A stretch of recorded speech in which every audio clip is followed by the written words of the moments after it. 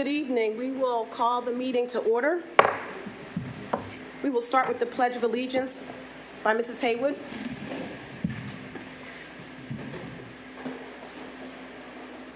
I pledge allegiance to the flag of the United States of America and to the republic for which it stands, one nation, under God, indivisible, with liberty and justice for all.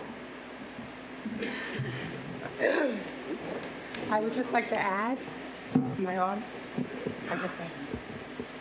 Yeah. As Mr. Epps reminds us every meeting, the pledge is aspirational, and that the promises of justice and liberty for all remains elusive for many in the United States. So just want to keep that in mind as we say the pledge. Thank you.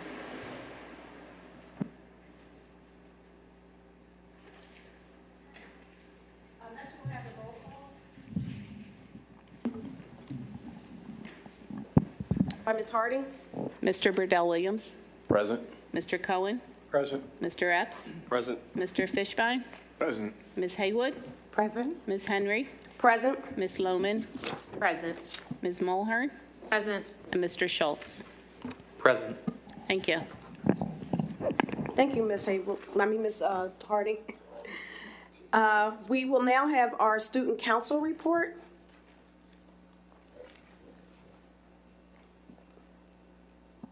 Thank you.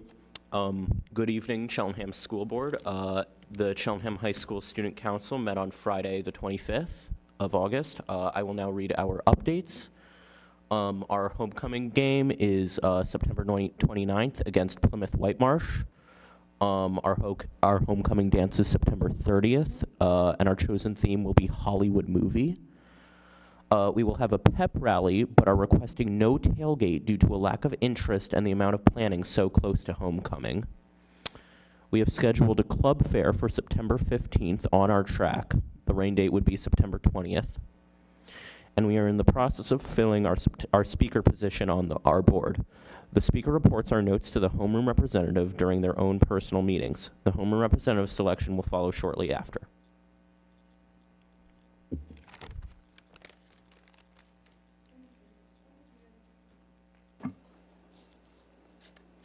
Next, we will have the superintendent's report, so I will turn it over to Dr. Scriven. So good evening, everyone. Today, we will have a very brief video just capturing our first day of school, since this is our meeting in September.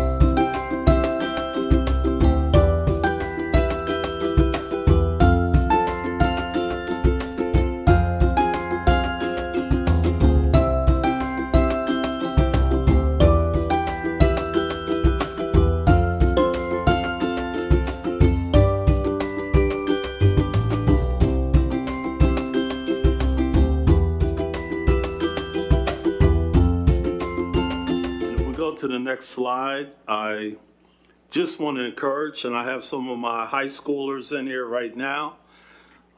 We are doing a new initiative with the Superintendent Student Advisory Council. You can find this QR code if you go to your landing page of your respective schools. We're up to about 20 individuals right now, which represent grades 6 through 12. I'm keeping this open.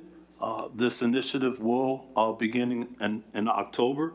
And I'm just encouraging students who want to have a voice in terms of their day-to-day educational experience to sign up and be a part of the change. We need their leadership.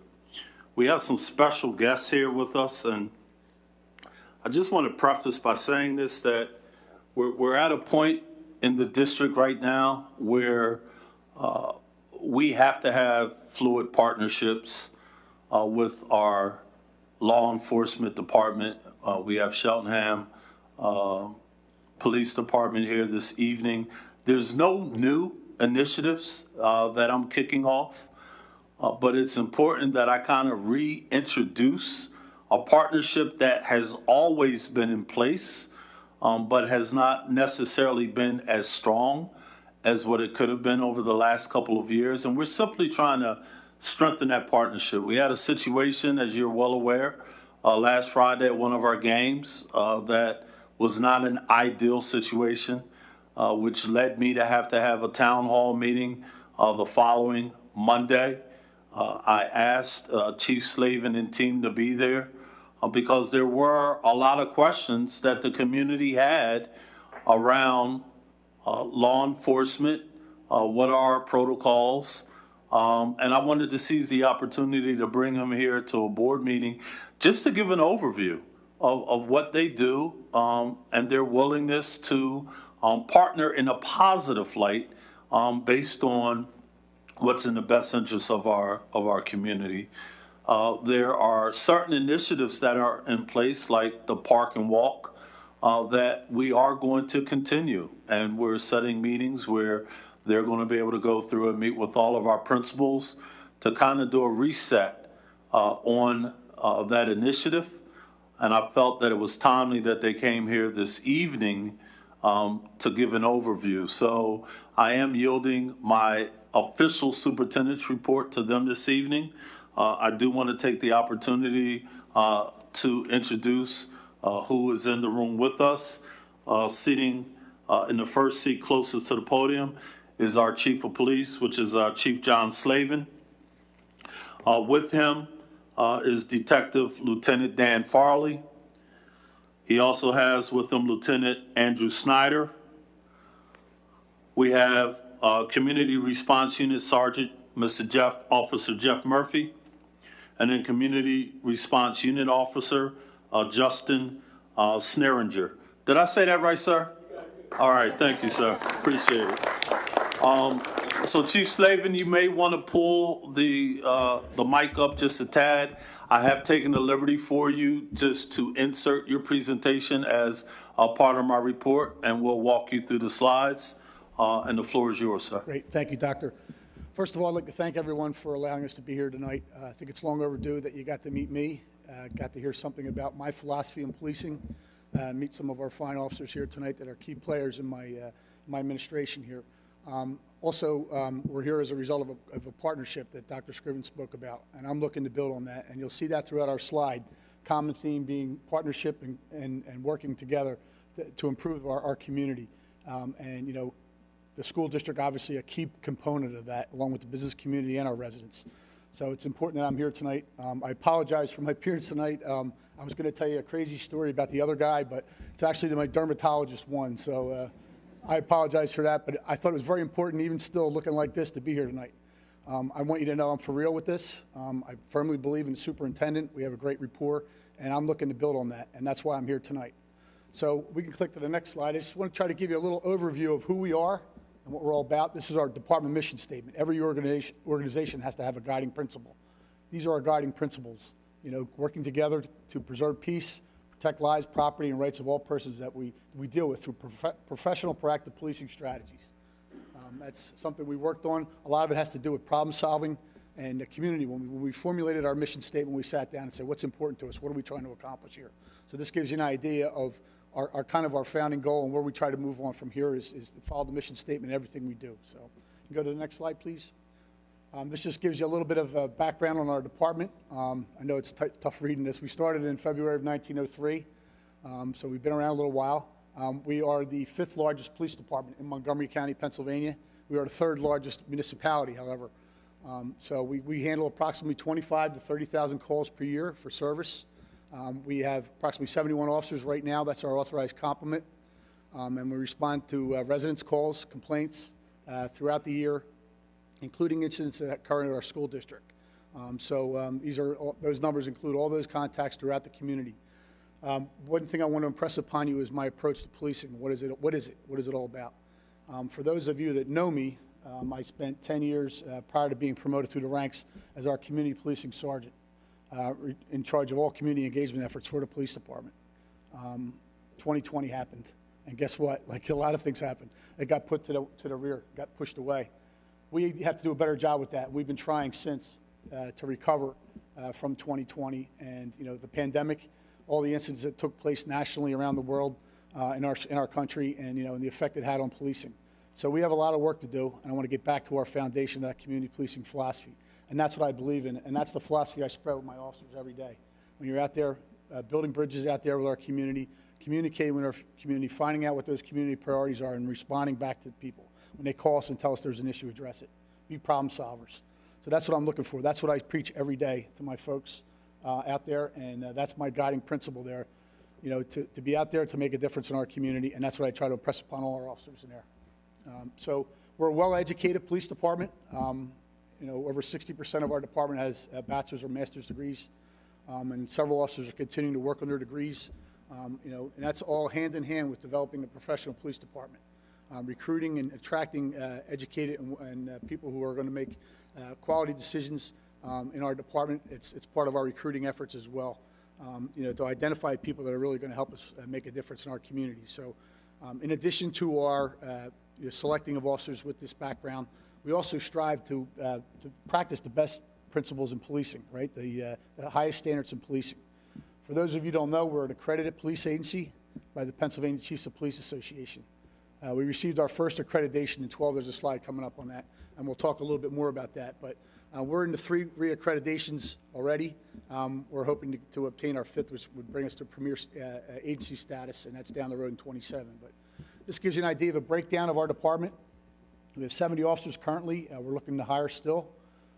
So we have a couple vacant positions that left with being down to 70 officers. We have 15 civilian, full and part-time personnel as well to assist us with the operation. And there's a lot of specialization in our department. We're fortunate in that we offer specialization here in Cheltenham. We have a detective unit. We have an accident investigation unit. We have our community response unit as well, in addition to our uniform patrol. So we're a multifaceted agency, and that's something I think that's a benefit to us, being that 5th largest police department in the county. You can go to the next slide, please. This is basically a breakdown of what we are. We're 3 divisions. We're patrol, administrative services, and detective division, as they said. You can go to the next one. Patrol division, basically this is the backbone of the police department. It includes our community response unit as well. It's hard to read now too. I don't know if you guys can see that or not. However, that is the backbone of our police department. That's the one where everybody runs into, right? When they get a call for service and someone comes out to your house, it's a uniformed police officer, my representative out there, right? If you're at Wawa getting coffee, you see our officer out there, he's in uniform or she's in uniform, that's our representative out there. So it's important that we project that positive image out there, be present, be visible to our community as well as being reactive to what they're saying and telling us what problems are facing us. So our community response unit, again, tied to my community policing philosophy. I see that as the key to building bridges and being successful in there. Jeff Murphy is our sergeant in charge of that unit. It's important that you see him here tonight as well. He's a key factor in what we do here. Along with him is Justin Sneeringer. Also, Justin Sneeringer is our newest member to our unit there with CRU with Jeff. And these are the type of individuals who understand my philosophy and are proponents of it as well. So you'll see them at functions throughout the year. as my representative at community events. So they're the ones who are basically our coordinators of all our community engagement efforts. Also, while I have my command staff here, Lieutenant Farley, my detective lieutenant, works very closely with Mr. John White as well, with all incidents that take place in our school district as well, along with the superintendent, someone I rely upon every day, along with Lieutenant Andrew Snyder. He's the uniform patrol lieutenant, handles all issues related to uniform patrol and community issues and complaints. They both have very busy jobs. They're my trusted allies, and they clearly understand my direction for this department and are willing to do what we have to do to be professional and successful. With this component of our SWAT team, we also have specialization. I said we're part of a regional SWAT team here, and this is important for you to know. We're a multi-department SWAT team. We're a regional SWAT team. We're a Montgomery County Eastern Region SWAT, which is made up of several municipalities. Is it 10 or 11? 10, excuse me, 10 municipalities that we share expenses and personnel with. So when we have a major incident, that's who we would call upon to assist us with the successful conclusion of that. We've utilized our regional SWAT team on several different assignments to peacefully conclude that major incidents, and that's what the goal is of those things, to peacefully conclude those things. But in the event, we all know the world we live in. Unfortunately, we see things every day that happen around the country, around the world. I want you to know we're coming with everything we have when there's an incident, if there ever is an incident here. We're coming. We're coming with everything we have. I tell that to Dr. Scriven. I tell that to the principals we encounter. Every police officer in Montgomery County is trained in active shooter response, and everybody just recently completed that program this past year. Here in Cheltenham, we've been doing this for the past 15 years.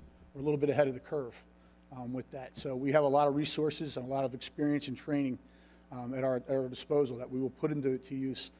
God forbid there is a major incident, we're prepared. And that's a lot of training involved on our end, a lot of commitment on our end to be as effective and professional as we can be, and that's part of it. So that's one of the aspects of our patrol division. You can go to the next slide, man. Our Administrative Services and Professional Standards Division, as I said, this is a key component of our department, right? This is how we kind of police ourselves to make sure we're on task. One of Lieutenant Snyder's responsibilities is our Internal Affairs Commander as well, and handles all complaints that come through. We investigate every complaint that comes through our department, and that's the Lieutenant's job to do that through due process of the officers involved and interviewing and gathering evidence and then making a determination when there is a complaint against an officer. So we follow through on all complaints because our reputation's on the line. And that's the most important thing to us, to our community, that we have a solid reputation. And I'm going to do everything in my power to ensure that that's unsullied and we're doing everything we can to be professional. So you can count on that as well. Part of our professional standards, as I said, I mentioned accreditation. We are members of the Pennsylvania Chiefs of Police Association. We are accredited through them. So not only do I think that Cheltenham police are great, and you'll hear me say that time and again. However, these group of professionals will come in, reevaluate our policies, procedures, equipment, and how we respond to incidents, and then make sure we live up to the highest standards, the best business industry standards for law enforcement. So like I said, we got our first accreditation in 12, reaccredited in 15. It's a 3-year process. It takes 3 years for us to complete our accreditation process. And we've done it again in 15, 18, 21. We'll be doing it next year, and again in 27. My goal is to earn premier agency status for the Cheltenham Police Department in 27. That means we'll have 5 reaccreditations, which means we're committed to this. I'm committed to having a personnel assigned to this. I'm committed to having Lieutenant Snyder and Sergeant Jerry Francis spend time focusing our efforts on maintaining our professional standards for our department, and part of that is through accreditation. So you can go to the next slide, please. Our detective division, as I said, we handle between 25 and 30,000 calls for service a year. Not all calls are assigned to detectives, but all major incidents are. As you all know, we've had some major incidents in our town in the last year or so. To their credit, they're dedicated individuals that put everything aside and dedicate themselves to successfully investigating and coming to a successful conclusion in these investigations.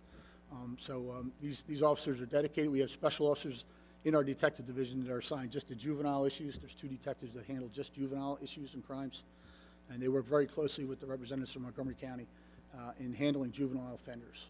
So they work with Mission Kids as well. Their goal is to handle kids with care when they deal with them, and they do a very good job with that. We have a very good reputation with Montgomery County Juvenile Courts as well, and working with them as well. And we'll continue to do that moving forward. Next slide, please. As I said to you, these are probably some of the key components of what I preach every day: partnership, community, building trust, and showing that we care and serve our community as best we can. I'm looking to build that partnership. That's why I'm here tonight. Dr. Scriven and I have an excellent rapport, as they said. I'm looking to make a difference in our community, help keep our students safe any way we can. I also enjoy the opportunity to participate in things like Clap It Up. Our officers were at Clap It Up at Elkins Park Middle School for the opening day of school, and that's something that's good. It's good for us to be out there visible, so the kids see us out there. Obviously, we're not what we see on TV and hear on TV or reading the news and all that stuff. We're parents, number one. We're brothers and sisters. We're godparents. We're aunts and uncles, just like everyone else. We're not what we see in the media. We're all individuals, and I'm very proud of the individuals we have here. And it gives me an opportunity to show off some of my personnel at these events, too. So to me, it's very important that we continue to push that. Get our people out there, let our community see what we're all about and what our philosophy on policing, as I said, is working in a partnership with our community to better Cheltenham. So that's my slide presentation. I don't want to beat you up too bad with a lot of information. I appreciate your attention and time on this. I just want you to know we're looking for that avenue to build that bridge, to do those those events, to be a part of that success of the school, and to help us keep everyone safe as well, Doc. Thank you, Chief Slavin. Appreciate it. Once again, I just wanted to preface, there are no new initiatives on the table. None at all at this point in time. However, I wanted to afford Cheltenham Police Department to come out to share publicly what it is that they do, their mission, their vision. When we had the game against Chester on Thursday, we had quite a few officers out supporting. I needed to be in a positive light, and hence is why I'm being very intentional around giving them some exposure, because I can't do the job in isolation without that type of support from their department. So I don't want folks to read into this more than they need to. It's just me really establishing to make sure that we do have the safe and orderly environment which everyone appreciates. Yes, sir, Chief. I'm sorry, sir. I just want to reiterate that. I know we have to walk before we can run, sir. And, I mentioned that at the town hall meeting for everyone that was present there as well. But I'm committed to that as well, to whatever we can do to improve relations and improve safety in our schools as well. Last thing while I have you here, we have an open house scheduled for the 22nd at our station. It's between 5 and 7? I'm going to get this right one of these times. 6 to 8 p.m. on Friday the 22nd. Come out, meet your police department, meet representatives from emergency services, from emergency management, from EMS, from the fire department in our community. So all the row officers from the township are invited as well to participate. Come out, meet your fellow residents in the community there, have a nice time. It's a nice event. We partner with other business partners in the community. We invite Moss Rehabilitation to do helmet fittings for kids, for stuff for bicycle helmets and that kind of stuff. South University sends representatives down for hearing tests, that kind of stuff. Readers Water Ice for water ice. It's a nice family community event. And again, it gives me a chance to show you what we got. So come on down if you're available on the 22nd. And the last thing, I promise, the 19th, there's a Cones with a Cop event in Elkins Park at the Goat House Creamery. And that's between 5 and 7. I got one of them right. There you go. There you go. Everyone's welcome to attend. Come on out, have an ice cream, get to meet some of our officers out there. Thank you, Doc. Thank you, Chief. And we're not going to ask you to sit through the whole board meeting unless you so desire. So this will be your time to exit if you so desire. Madam Chair. Thank you, Dr. Scriven. Mr. Diazio, will we have sunshine announcements? Yes, we've had one executive session since the last public meeting. The board met in executive session on September 5th, 2023. The topic of that executive session was litigation around the construction claims that have existed for a number of years, dating back to the construction of Cedarbrook Middle School. The two settlement agreements that have been developed as a result of the litigation progressing over the last number of years are on the consent agenda this evening for board consideration and approval. Thank you. Thank you, Mr. Diazio. Next, we'll have the approval of the June 13, 2023 minutes. Have a motion? So moved. All right, Leah? Second, Thank you. Mr. Cohen. Mr. Coleman, second. All in favor, say aye. Aye. Aye. Any opposed, say nay. The motion carries. Next, we will have public comments on agenda items only. For any attendees that are in the room, you can step up to the podium, announce your name and where you reside in the district, and you can make your comment on anything that's on the agenda. If there are folks in our Zoom room, okay, there's none. All right. So next, we'll move on to our committee reports. Financial Affairs report that I will be providing. We had several topics that we discussed during Financial Affairs meeting last week. One was Whitson's Culinary Group provided samples to the board and also an overview of the meal program and the changes that have been made for the meal program in the district. There was a review of the financial statements for August 2023. We also discussed our CPAS, Southeastern Pennsylvania, it's a bug in my face, Schools Trust, which manages our district's health insurance. So we had an overview of that.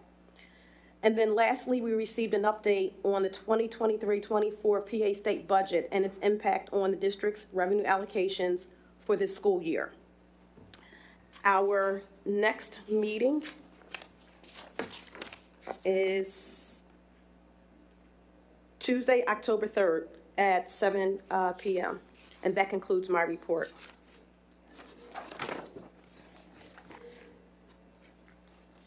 Educational Affairs.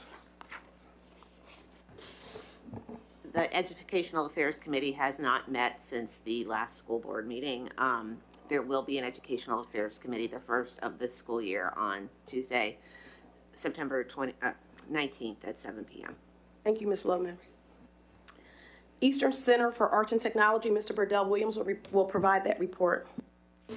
Thank you, Ms. Henry. The Eastern Center for Arts and Technology notes from our August 2023 meeting. Just a few items. It's the first meeting of the year, so relatively short agenda. There were a number of items approved in the academic affairs, personnel affairs, as well as facility affairs. But also want to spend the majority of my time on my report, as usual, discussing student successes.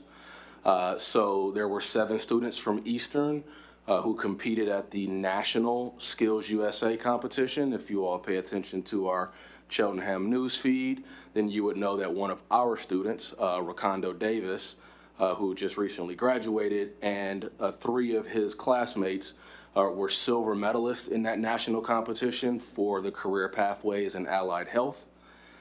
They had a very awesome presentation on the effects of UV rays on the skin and skin cancer and how to prevent it, including these really cool beads that change color in the sun that can tell you when you need to reapply your sunscreen. Awesome stuff. There were also 2 other groups that participated in the Skills USA competition, one in promotional bulletin board, as well as another in the employment application process. That National Leadership and Skills Conference is again the ultimate recognition for anyone in career and technical education. It literally brings together thousands of students, instructors, business partners, and administrators to really celebrate the accomplishments of folks preparing for a trade, technical, or other skilled service occupations. Eastern, year after year, sends a group at least to the state level to compete, and typically comes home with at least a medal, and has had participants in the national competition all 4 years that I've been on the Joint Operating Committee. So very proud of our students there.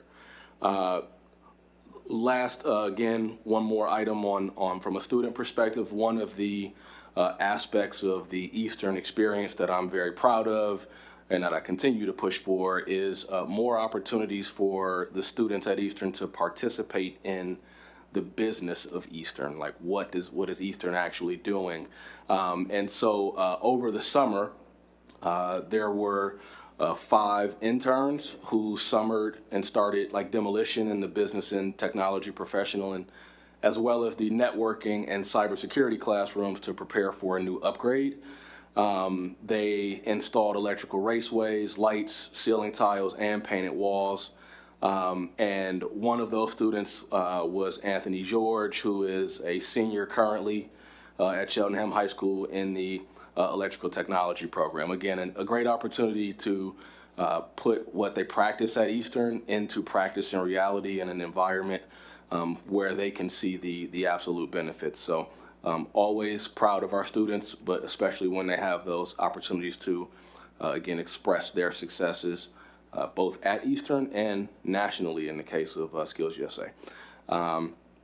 The full details of what was discussed at our August 2023 meeting can be found online at Eastern's website. There are board briefs and meetings available for review at eastech.org. The next meeting of the Eastern Center for Arts and Technology Joint Operating Committee is tomorrow, September 13th at 8 p.m. It is one of the 6 meetings that will be held virtually this year, and the link to that can be found at Eastern's website, again, eastech.org. And that concludes my report. Thank you. Thank you, Mr. Burdell Williams. Ms. Lohman will provide a report from the Montgomery County Intermediate Unit. Thank you, Ms. Henry. The Montgomery County Intermediate Unit Board met on Wednesday, August 23rd.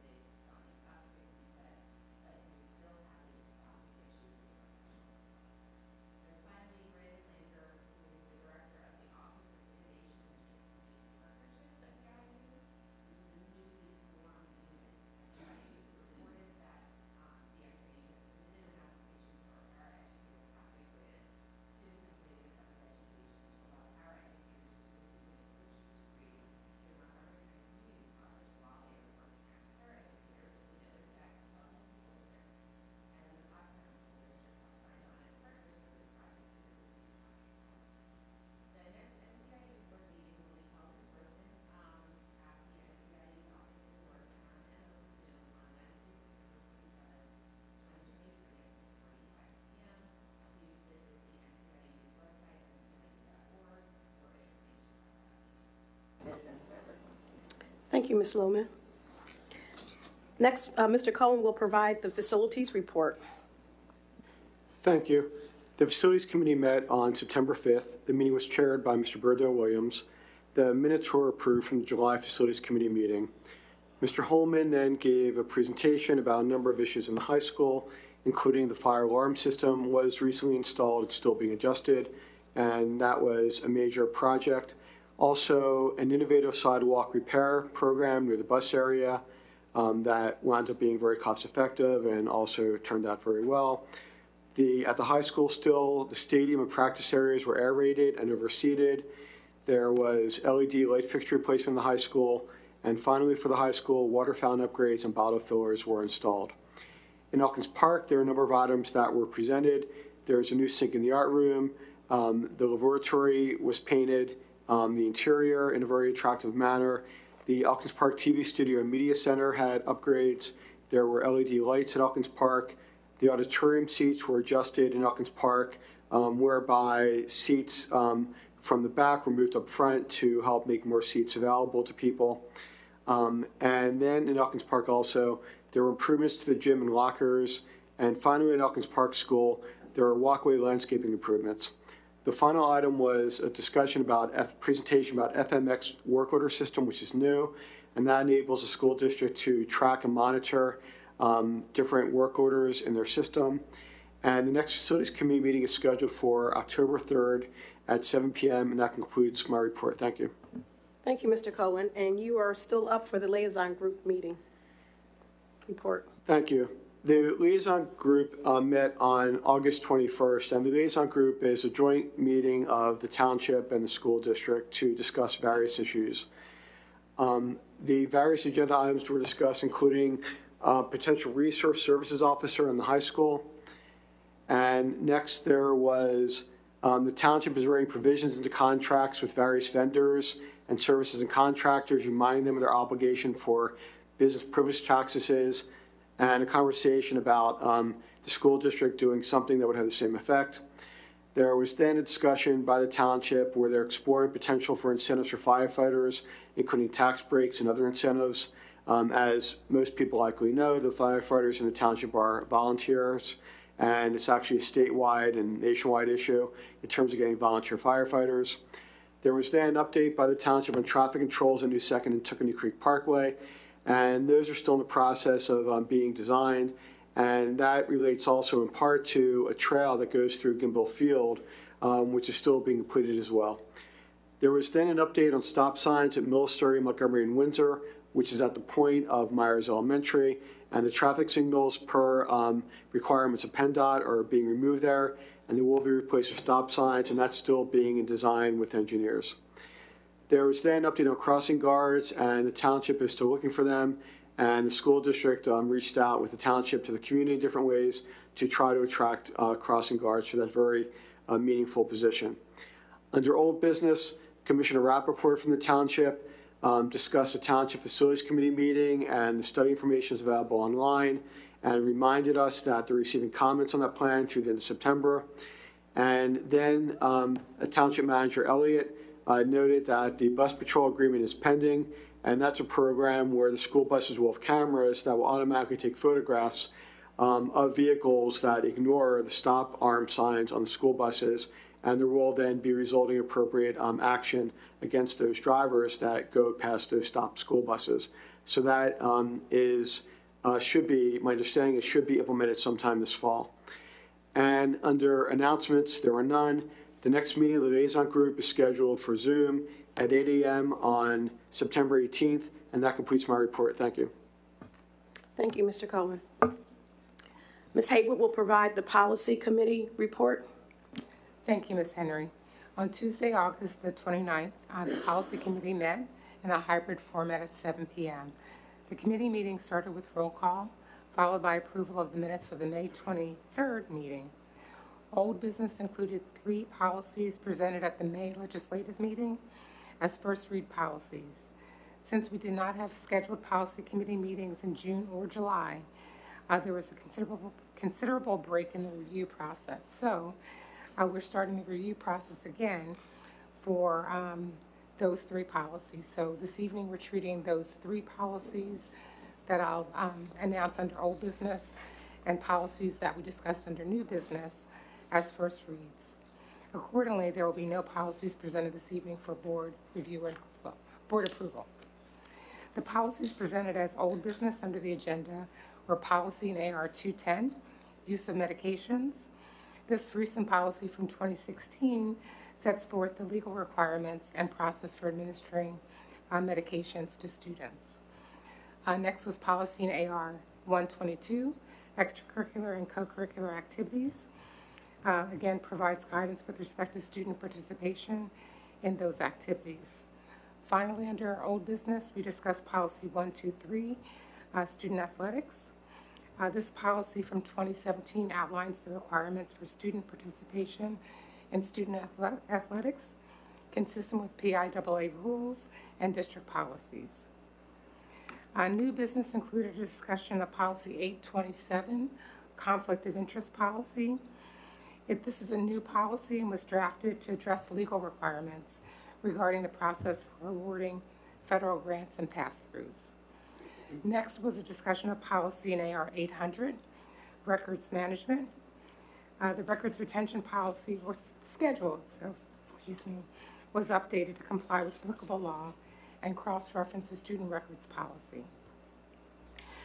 Also, there were two policies, policy in AR 830 that are related, security of personal information and breach notification, and policy in AR 830 regarding data governance and storage security.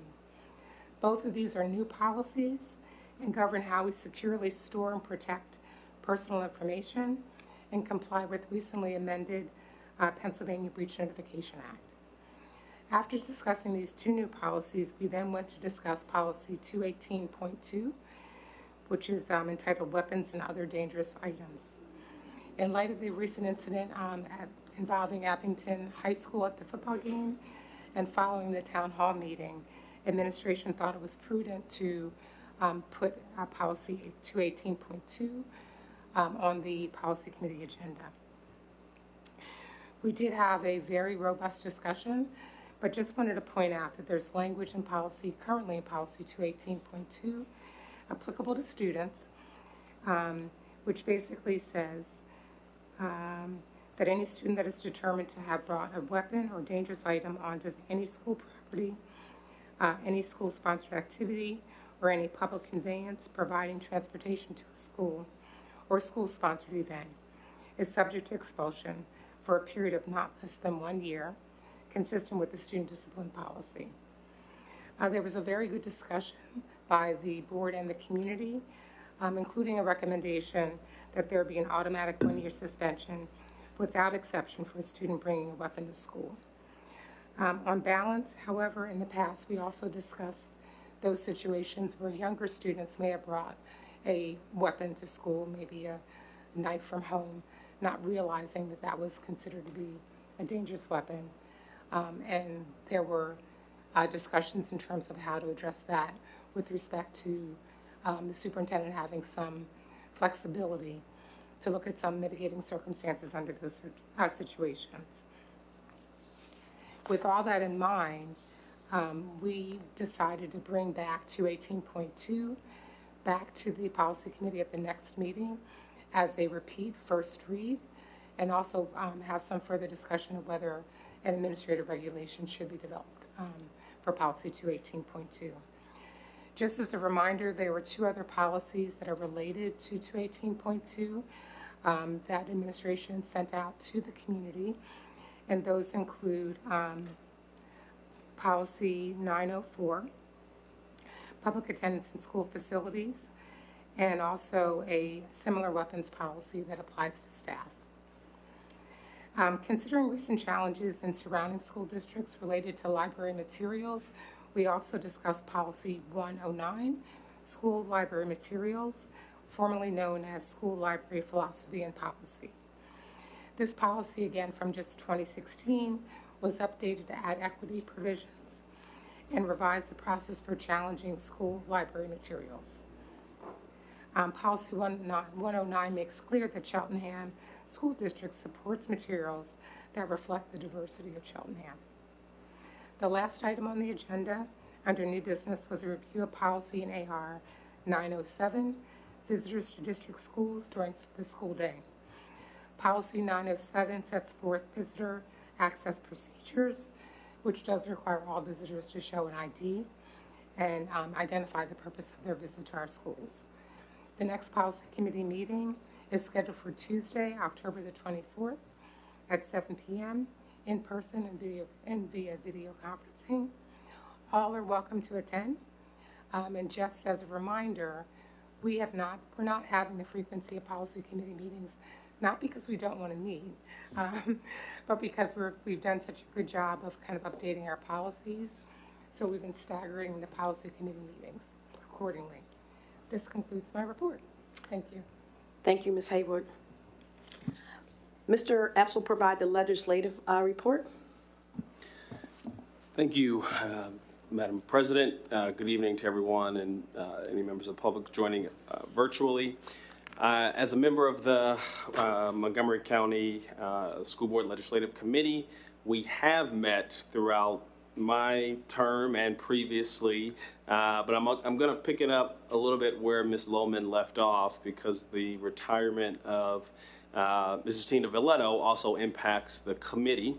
I will add, unless I didn't hear what you said, I'll add that she also served as president of this board and a member of the Cheltenham School District. President, I believe, for about 8 years, and a member for longer than that, if anyone can help me out. No?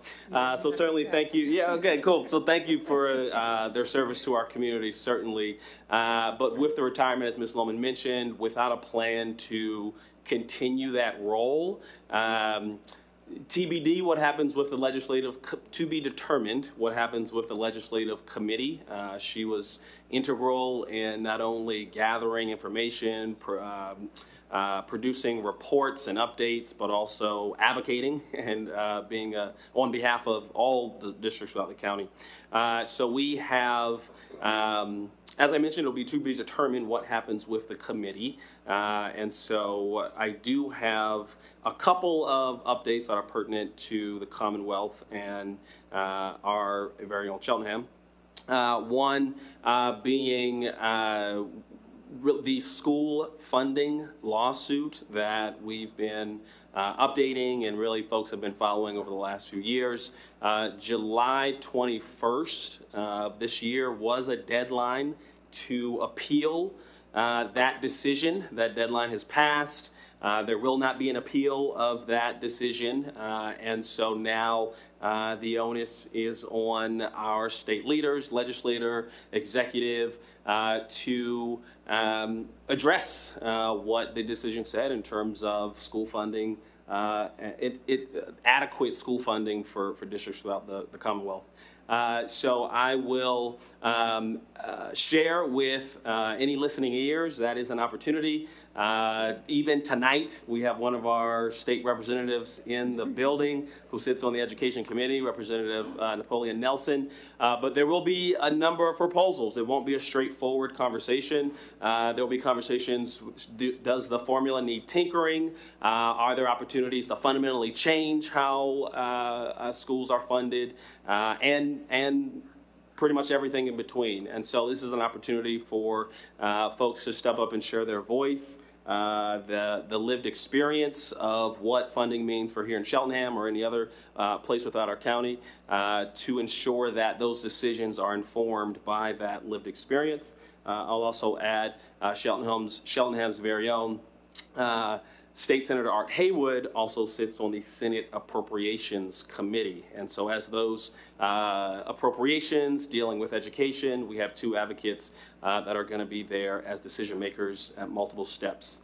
So more to come on that topic, and we certainly will track what it means for Cheltenham as well. So that is my report for tonight, and with commitment to, even if there's not a committee as requested, certainly we'll provide legislative updates as needed for this body.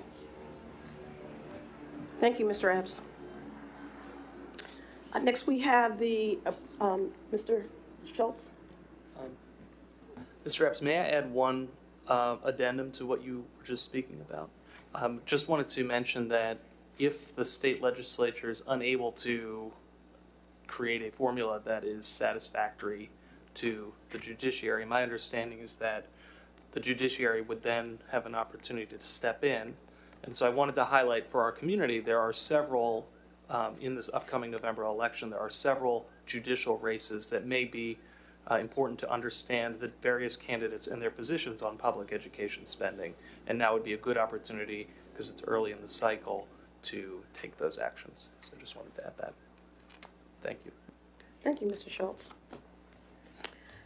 All right, next we have the approval of agenda items that are on our consent agenda. Can I have a motion to approve? So moved. Zachary Epps. Second. Charles Burdell Williams. Thank you, Mr. Burdell Williams and Mr. Epps. Want to open it up to the floor to the board for comments on any items that are listed? Mr. Schultz? I just wanted to acknowledge and thank our council for working on the settlement. It's the first item in the consent agenda, but the settlement related to the Cedarbrook property. I know it's been many years and a long time and a lot of effort to reach the best possible outcome for our district. So, thank you. Thank you so much. All right, so we will take the vote. All in favor, say aye. Aye. Any opposed, say nay. I'm an aye. The motion carries. It's approved. And again, we are at public comments on any non-agenda items. For those in attendance in the room, you can come approach the podium and state your name, where you reside in the district.